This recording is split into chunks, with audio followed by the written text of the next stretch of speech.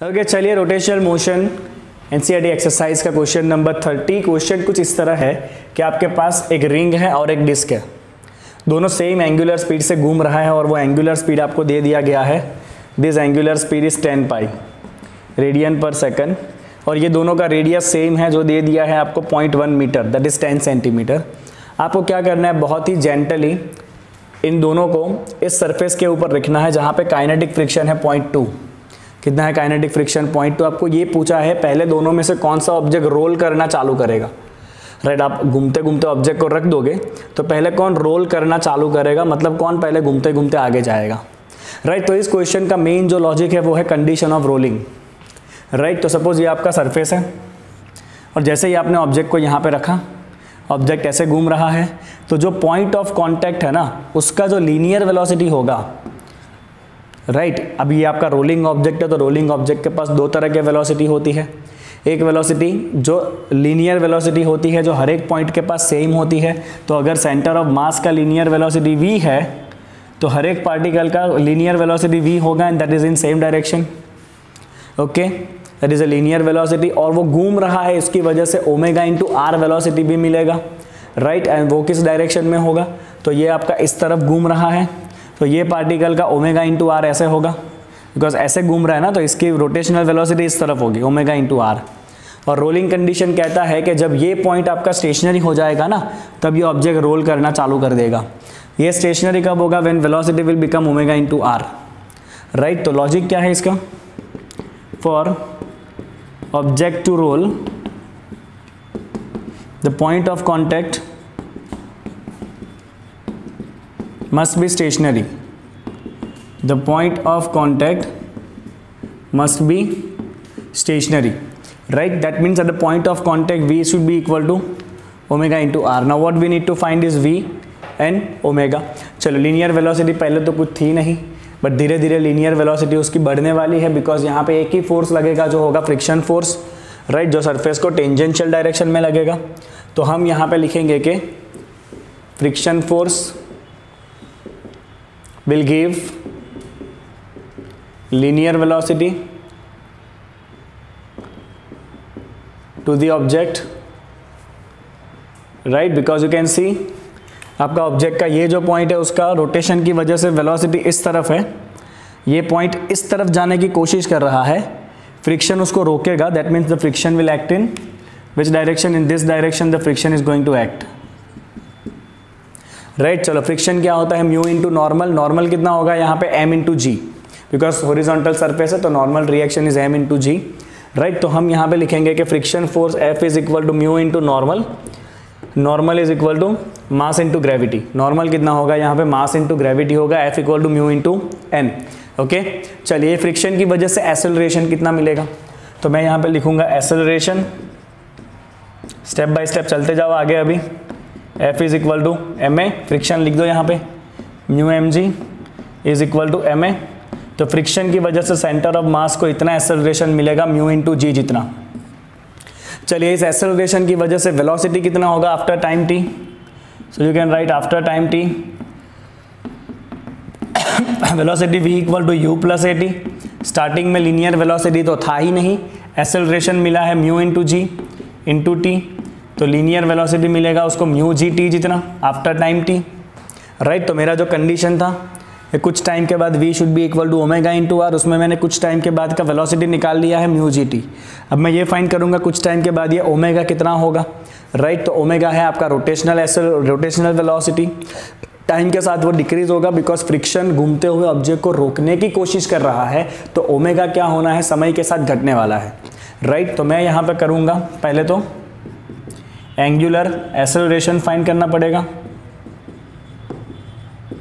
Angular acceleration कितना है, तो टॉर्क कितना लग रहा है, तो फ्रिक्शन की वजह से टॉर्क लगेगा friction into the radius, right, that is equal to F into r, okay. चलो फ्रिक्शन फोर्स कितना है, ये रहा mu m g into r. इतना क्या लग रहा है उसको? टॉर्क लग रहा है। क्या लग रहा है भाई? इतना उसको टॉर्क लग रहा है, फ्रिक्शन इंटू आर। ये टॉर्क की वजह से एंगुलर एक्सेलरेशन कितना मिलेगा, तो फॉर्मूला यूज करेंगे I इंटू अल्फा का, तो टॉर्क की जगह रखेंगे I इंटू अल्फा, ओके। और जो हमें पता है अभी राइट। अब मैं यहाँ पे क्या करूँगा, देखो तो मैं ना आई का वैल्यू डाल देता हूँ। आई क्या होता है normally, m k square. I क्या होता है, m k square. I is equal to m k square, right, where k is the radius of gyration, जो अलग अलग ऑब्जेक्ट के लिए अलग अलग होगा। यहाँ पे आपके पास दो ऑब्जेक्ट थे, एक रिंग है और एक डिस्क है, राइट। आगे जाके हम फॉर्मूला के अंदर डाल देंगे फिर, ठीक है। अभी जनरल केस पहले बना लेते हैं। चलिए, तो मुझे जो अल्फा चाहिए था, मास इज कैंसल, तो मुझे जो अल्फा चाहिए था angular acceleration, that angular acceleration is equal to mu ji are by के square. Angular acceleration alpha equal to mu ji are by के स्क्वायर। और ये अल्फा के साथ हम नेगेटिव साइन जोड़ेंगे क्योंकि रोटेशनल वेलोसिटी घटने वाला है फ्रिक्शन की वजह से, राइट। रोटेशनल वेलोसिटी क्या होगा, फ्रिक्शन की वजह से घटने वाला है, because omega is decreasing with time. तो इसीलिए हमने जो अल्फा है वो कैसा रखा, नेगेटिव रखा। ओमेगा डिक्रीज हो रहा है इसीलिए हमने अल्फा कैसा रखा है भाई, नेगेटिव रखा है। चलो, अब हमारे पास अल्फा आ गया, तो we can find after time t omega कितना बचेगा। So we can write at time t omega equal to omega 0 plus alpha t, ठीक है। Omega equal to omega 0 plus alpha t. Starting में ओमेगा 0 तो है, ऑब्जेक्ट घूम ही रहा था पहले से, तो ओमेगा 0 वी हैव। अल्फा का वैल्यू डाल दो यहाँ पे, minus mu ji are by के स्क्वायर इंटू टी। तो योर ओमेगा का value is equal to omega 0 minus mu ji are by के स्क्वायर इंटू टी। चलो, ओमेगा आ गया। अब जो ये दोनों वैल्यू है वी एंड ओमेगा, उसको हम रख देंगे हमारे कंडीशन नंबर 1 में, ठीक है। Then let's see what is suppose to get. Okay, तो putting in condition number 1, okay, velocity है आपके पास mu ji T is equal to omega, ये रहा omega 0 minus mu ji are by के स्क्वायर इंटू टी, राइट। भूलना मत, omega के साथ एक और आर है, तो you have to multiply R here. हमें टाइम चाहिए, राइट, हमें टाइम का इक्वेशन बनाना है। तो हम क्या करते हैं, सबसे पहले इस आर को यहाँ पे नीचे डिवाइड कर लेते हैं। ये हो गया mu ji R into T equal to omega 0 minus mu ji R K square into T. ये माइनस वाले टाइम के टर्म को सामने लेते हैं और दोनों टर्म में से टाइम कॉमन निकालेंगे। यहाँ बचेगा म्यू जी बाई आर, ये हो जाएगा plus mu G by R by के square, right. Okay, that is equal to omega 0। तो हमें जो टाइम चाहिए, अभी और आप कॉमन कर सकते हो, म्यू जी बाई आर को आप म्यू जी को आप कॉमन निकालो, खाली म्यू जी को कॉमन निकालो, keep this R as it is, otherwise परेशान करेगा वो। ओके, तो take the mu G common, अंदर अंदर से म्यू जी कॉमन निकालो, ये हो गया 1 बाई आर, यहाँ बचेगा आर बाई के square, that is equal to omega 0।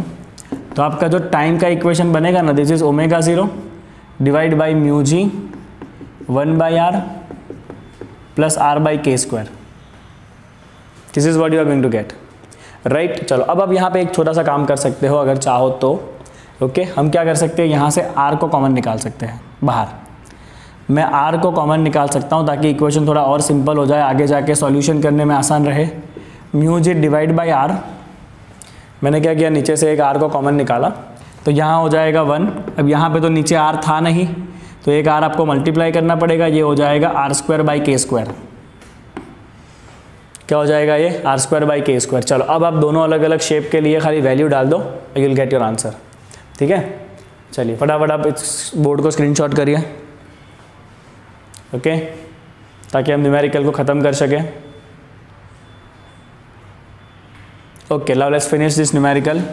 Will just need to put this values जो हमें यहाँ पे दिया है, डिस्क और रिंग दोनों के लिए। Okay, so I will write here very first for ring. तो मुझे ना के और आर का रिलेशन चाहिए, देखो, बिकॉज इक्वेशन में अपना के एंड आर दोनों है। We have K square by R square in the equation, right. तो हम क्या करेंगे, for ring by no moment of inertia होता है रिंग का एम आर स्क्वायर, और हम आई की जगह रखते हैं always M k square, right. तो यहाँ पे एम एम कट हो जाएगा, और आपको जो रेशियो चाहिए ना K square, R square by के स्क्वायर चाहिए ना आपको, तो दैट आर स्क्वायर बाई के square is equal to 1 for ring.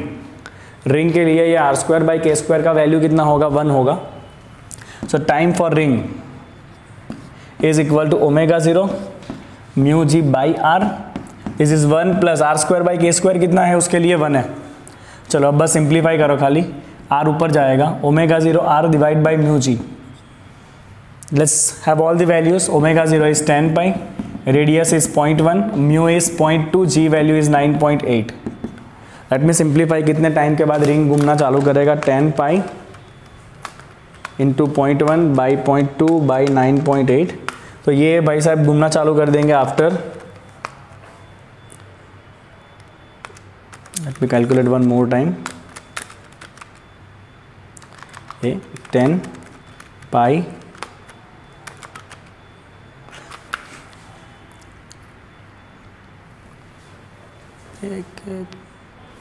Okay, this is mu G and 1 + 1 = 2 जो हमने नहीं लिखा था यहाँ पे.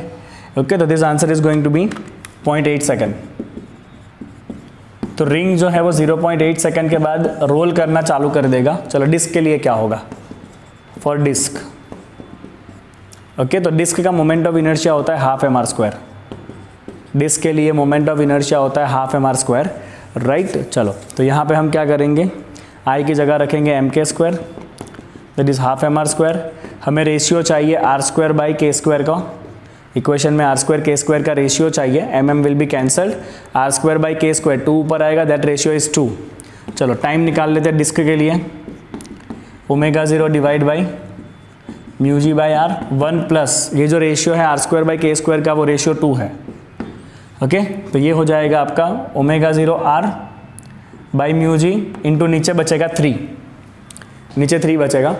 चलो अभी आप सिंप्लीफाई करो, सारे वैल्यू डाल दो उसके लिए भी. That is 10 pi 0.1, mu is 0.2, G is 9.8 into 3. अब मैं टेल यू आपका आंसर कितना आएगा? 0.8, दैट इज 0.625.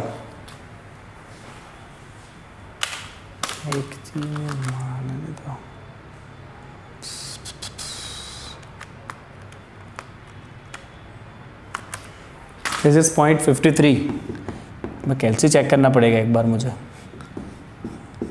राइट. तो देखो भाई, कौन पहले आगे जाना चालू कर देगा? पहले आगे जाना चालू कर देगा डिस्क. अब ये आप ना आसानी से भी समझ सकते हो, इतना सारा हमने किया. अगर MCQ में है ना तो आप डायरेक्ट भी समझ सकते हो. किस तरह से? तो डिस्क और रिंग को कंपेयर करोगे ना, तो रिंग का मोमेंट ऑफ इनर्शिया ज़्यादा होता है. If you compare disk and ring, तो मोमेंट ऑफ इनर्शिया किसका ज़्यादा रहता है? रिंग का ज़्यादा रहता है, राइट. तो क्योंकि रिंग का मोमेंट ऑफ इनर्शिया ज़्यादा है, मोमेंट ऑफ इनर्शिया ज़्यादा होना मतलब रिंग अपना रोटेशनल मोशन ज़्यादा टाइम तक होल्ड कर सकता है, राइट. रिंग का मोमेंट ऑफ इनर्शिया ज़्यादा है. रिंग का इनर्शिया मतलब ability to hold the original motion. तो रिंग का मोमेंट ऑफ इनर्शिया ज़्यादा होने की वजह से रिंग ज़्यादा टाइम तक अपने रोटेशनल मोशन को होल्ड करेगा.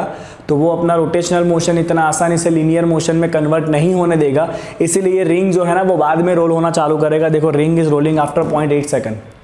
डिस्क का मोमेंट ऑफ इनर्शिया कम है. डिस्क अपने रोटेशनल मोशन को ज़्यादा टाइम तक होल्ड नहीं कर सकेगा और वो अपने रोटेशनल मोशन को लीनियर में कन्वर्ट होना अलाउ कर देगा जल्दी. इसीलिए वो जल्दी रोल करना चालू कर देगा. समझ आया लॉजिक इसका? बट कैलकुलेशन इतना बड़ा है इसका, 4 मार्क का न्यूमेरिकल है. चलो ओके, चलिए next question, question number 31. What is the question? A cylinder of mass 10 kg, ठीक है, and the radius 15 centimetre is rolling perfectly on a plane of inclination 30 degree. तो यहाँ पे आपको इंक्लाइन प्लेन दिया हुआ है, that's an angle of inclination is 30 degree. This is the plane with angle of inclination 30. उसके ऊपर एक सिलेंडर रोल करके आ रहा है. We have the cylinder has the mass equal to 10 kg and the radius equal to 15 centimetre, that is 0.15 metre. It is rolling perfectly on a plane of inclination 30 degree. So this theta is equal to 30 degree. The coefficient of static friction mu is given 0.25.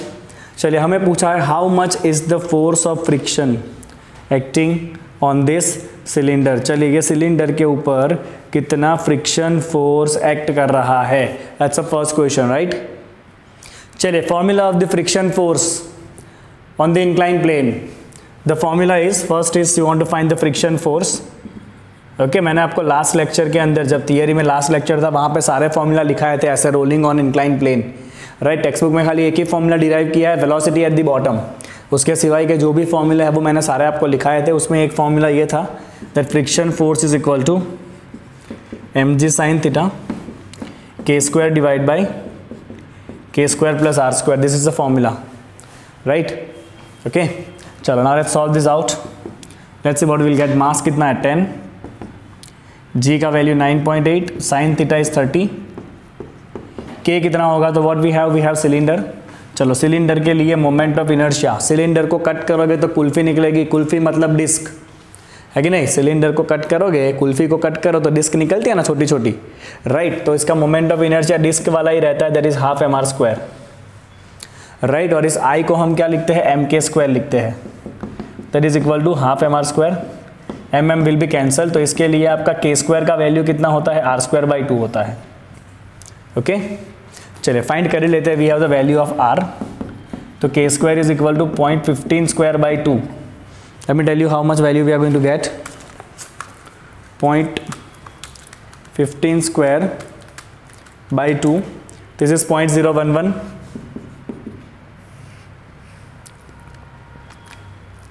0.0106 metre में है ना ये वैल्यू, this is in metre. तो this is the radius of gyration k, जो मैंने पहले ही निकाल लिया बिकॉज मुझे हर एक स्टेप में काम पड़ेगा.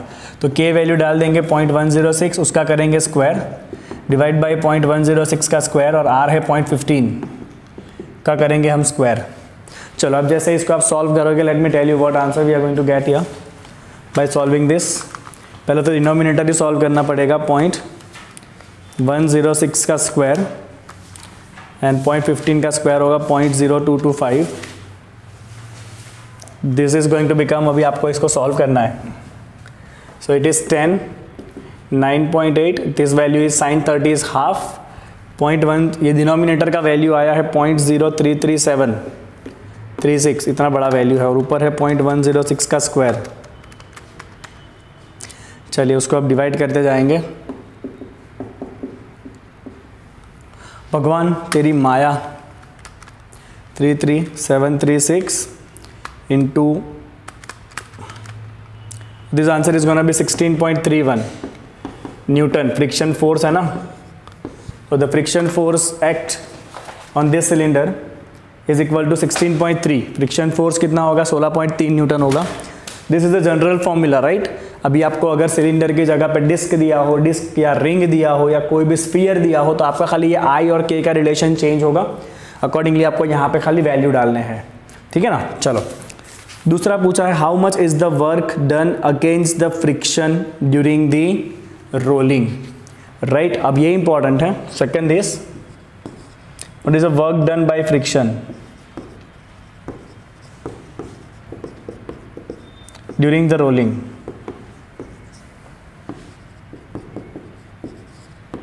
फ्रिक्शन कितना वर्क करेगा, तो वर्क डन का सिंपल फॉर्मूला है बच्चों, वर्क होता है FD cos थीटा. क्या होता है बच्चों, यहाँ पे वर्क का फॉर्मूला होता है आपका, work is equal to FD cos theta.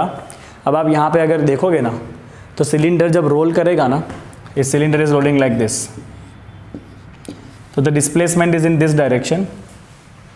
But जो फ्रिक्शन फोर्स एक्ट करेगा ना, friction force will act in the direction perpendicular to the velocity. Friction force कैसे करेगा motion, it will work in the direction perpendicular to this displacement और velocity. तो friction force जो है ना वो ऐसे रहेगा, इसको perpendicular. As this both are perpendicular, as friction remain perpendicular to the displacement, as the friction remain perpendicular to the displacement, theta is 90 and the cos 90 is 0, so work done is 0 joule. यहाँ पे friction कोई work करने वाला नहीं है, there will be no work done by the friction. Last पूछा है, if the inclination theta of the plane is increased, if you increase this inclination, तो एक पॉइंट ऐसा आ जाएगा जब फिर ये सिलेंडर जो है ना वो स्लाइड कर जाएगा रोल की जगह पे. इंक्लाइनेशन ज़्यादा रखोगे तो फिर ये स्लाइड कर जाएगा. तो वही पूछा है कि मैक्सिमम एंगल कितना रखोगे ताकि सिलेंडर जो है वो स्लाइड ना करे, रोल ही करे, राइट. तो you can write here cylinder to roll, right. या किसी भी ऑब्जेक्ट का रोल करने का जो कंडीशन है, that condition is coefficient of friction mu should be compulsory more than और इक्वल टू टेन थीटा, ये सब फॉर्मूला हमने लिखा है, divide by 1 plus K square by R square, we have mention this formula. Coefficient of friction has to be more than tan theta divide by 1 plus K square by R square. अभी आपका mu तो fix है, यहाँ पे कितना है भाई, mu का वैल्यू तो फिक्स है 0.25, वो तो बदलना नहीं है, आपको एंगल चेंज करना है।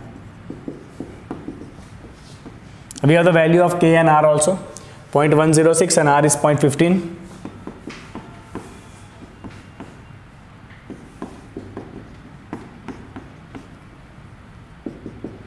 राइट, चलिए आप इसको करोगे सॉल्व। डिनोमिनेटर कितना आ रहा है, let me tell you what is going to be the denominator. 0.106 by 0.15, 0.706 square करना था उसको, फिर करना था +1। This denominator is going to be 1.5, denominator 1.5 होगा आपका।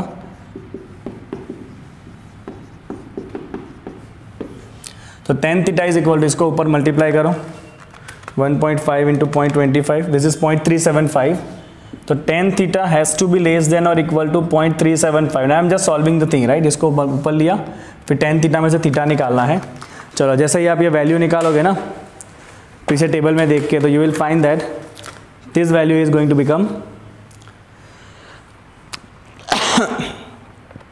36 डिग्री 54 मिनट।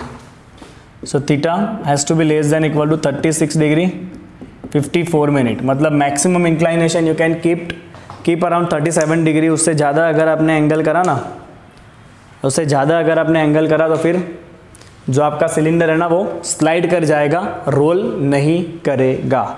ओके चलो one more correction here, mu के फॉर्मूला में this is R square by के स्क्वायर। इतना गलती तो मैंने जिंदगी में नहीं किया है। ओके so this is going to be 3, आप सिंप्लीफाई करना, this will be 3, this is 0.75 and final answer will be this।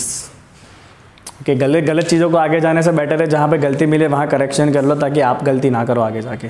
चलो now the last thing is some true false.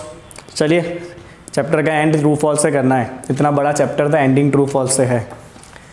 चलो पहला कहा है, during rolling the force of friction act in the same direction as the direction of the motion of the centre of the mass of the body. एकदम correct, right. Rolling motion जब होता है ना तो आपका फ्रिक्शन फोर्स उसी direction में लगता है जिस डायरेक्शन में सेंटर ऑफ मास आगे जाने वाला होता है, बिकॉज रोलिंग कराने का काम ही कौन करता है, फ्रिक्शन करता है। फ्रिक्शन की वजह से ही तो ऑब्जेक्ट रोल करेगा, नहीं तो रोल कैसे करेगा, है ना। ऐसा हमने देखा ना। पहला ट्रू फॉल्स, लिखना मत, खाली समझ लो इसको। अगर ये ऑब्जेक्ट है, ये इस तरफ रोल कर रहा है, तो ये पॉइंट का रोटेशन की वजह से वेलोसिटी इस तरफ होगा, और फ्रिक्शन डेफिनेटली इस तरफ एक्ट करना चाहिए, right. And we know that अगर ये ऑब्जेक्ट ऐसे घूम रहा है तो वो इसी तरफ आगे जाएगा। तो friction force has to act in the direction of the velocity of the object. Second है, the instantaneous speed of the point of contact during the rolling is 0। Yes, rolling के वक्त आपका ये पॉइंट इंस्टेंटेनियस वेलोसिटी हमेशा कैसा रहता है, 0 रहता है, राइट। ये पॉइंट स्टेशनरी रहना चाहिए। तीसरा, the instantaneous acceleration of the point of contact during is 0, right. तो क्या इंस्टेंटेनियस एक्सेलरेशन 0 होगा ना, इंस्टेंटेनियस वेलोसिटी 0 होगा, एक्सेलरेशन 0 नहीं होगा, because body is still rolling. Rolling मतलब रोटेशनल मोशन तो होने ही वाला है, right, मतलब acceleration is going to be there, okay, since the motion is rotational in which the acceleration cannot be 0। ऐसा circular motion तो होगा ही ना, every particle will perform a circular motion, right, so it will have the acceleration which is centripetal। Next, for perfect rolling motion work done against the friction is 0। yes, अभी हमने देखा for the perfect rolling force of friction becomes 0, therefore the work done against the friction is 0, right। तो जब perfect rolling होना चालू हो जाएगा, perfect rolling motion होना चालू हो जाएगा, तब ये फ्रिक्शन फोर्स क्या हो जाएगा, 0 हो जाएगा। क्या हो जाएगा, फ्रिक्शन फोर्स जो है वो 0 हो जाएगा। Friction force is going to be balanced by the force due to the rotational motion, right, and it will perform the rolling motion. A wheel moving down a perfectly frictionless incline plane will undergo slipping motion. True, frictionless surface कहाँ है, frictionless surface कहाँ है, तो rotation नहीं होगा, वो सीधा क्या हो जाएगा, स्लाइड हो जाएगा। क्या हो जाएगा, वो सीधा ही स्लाइड हो जाएगा if there is no friction. चलिए, तो यहाँ पे आपका रोटेशनल मोशन चैप्टर का एक्सरसाइज कंप्लीट होता है। राइट, अगले पार्ट से शुरू करेंगे नया chapter, that is gravitation. Interesting chapter है, छोटा चैप्टर है और आगे जाके बहुत ही ज़्यादा काम में आने वाला चैप्टर है। तो मिलेंगे अगले क्लास में वापस।